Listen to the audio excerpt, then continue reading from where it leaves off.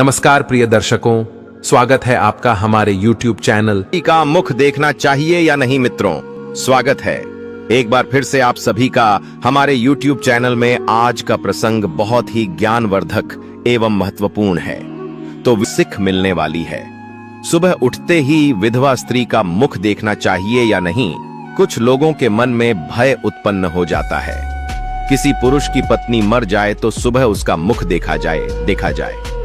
मित्रों, दर्शकों, हम कहानी शुरू करें और आप इस वीडियो में खो जाएं। इससे पहले अगर आप हमारे चैनल पर पहली बार आए हैं तो हमारे YouTube चैनल को सब्सक्राइब करें। प्रिय दर्शकों, अगर आप भी भगवान श्री कृष्ण को सच्चे दिल से मानते हो तो कमेंट में सच्ची श्रद्धा से जय श्री कृष्ण जरूर लिखें।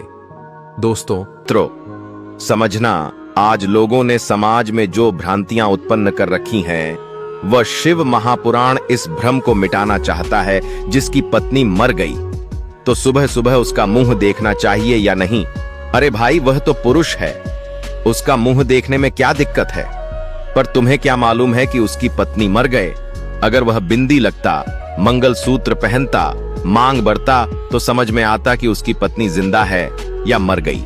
बिंदी भी नहीं है, मंगलसूत्र भी नहीं, मांग भी नहीं है, पर स्त्री का पति मर जाता है तो लोग साधारण सी भाषा में कह देते हैं सुबह सुबह मुंह दिख जाए तो अपशगुन होता है, क्योंकि जन्म परमात्मा ने दिया है, मृत्यु भी परमात्मा देते हैं। इसका संबंध किसके साथ कितना है, यह ईश्वर ने पहले ही लिख दिया है।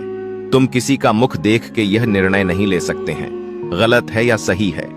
यदि मित्रों इस प्रकार से सुबह सुबह मुख देखने की यह अपशगुन शगुन होता तो मेरे राम जी महाराज, उनके पिताजी दशरथ जी भी स्वर्ग सिधार गए थे तो उनकी 3 पत्नी विधवा हो गई थी। कौशल्या, कैकेयी मैया, सुमित्रा मैया, वह भी तो विधवा हो गई थी। अयोध्या के लोगों ने उनका मुख नहीं देखा था। क्या भगवान श्री राम ने मुंह नहीं देखा था? यह हमारी सोच है, हमारी बुद्धि, हमारे धृष्टता। मैं आपसे निवेदन करूंगा, पापी को पाप नजर आता है, कपटी को कपट नजर आता है, बेईमान को बेईमानी नजर आता है और धर्मात्मा को धर्म नजर आता है, पुण्यात्मा को पुण्य नजर आता है। जिसकी जैसी सोच रहती है, सामने वाला व्यक्ति उसको वैसा ही नजर आता है। अगर मान लिया पति मर भी गया पर पत्नी को परमात्मा ने जीवित रखा है। क्यों रखा है कि जाने वाला तक चला गया, परंतु पत्नी जितना दान करेगी, भजन करेगी, पुण्य करेगी, भगवान का स्मरण करेगी। जैसे मित्रों, पति नौकरी करता है और नौकरी करते करते मर जाता है तो पत्नी को आधी तनख्वाह आती है।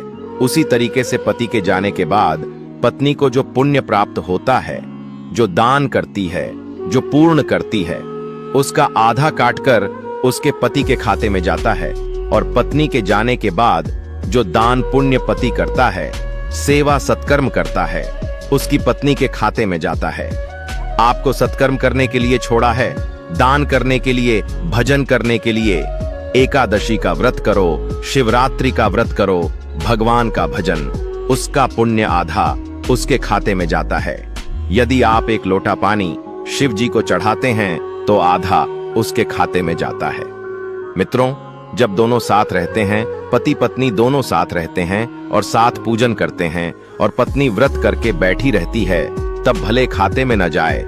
जब एक रह जाता है, और परमात्मा के यहाँ तो लिखा है एक न एक दिन जाना है, जब एक रह जाता है तो उसका हिस्से का भाग्य उधर चला जाता है। शिवा शिवा कहो, भगवत भक्ति में डूबे रहे।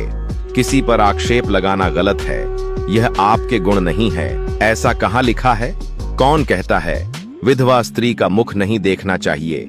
इसीलिए यह सब गलत बातें हैं। शिव भक्ति में लीन रहे, शिव का स्मरण करो।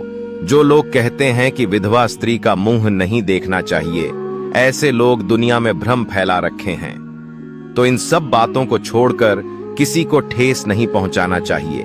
यदि तुम्हारी वाणी से किसी को ठेस पहुंचती है तो उससे बहुत बड़ा पाप लगता है।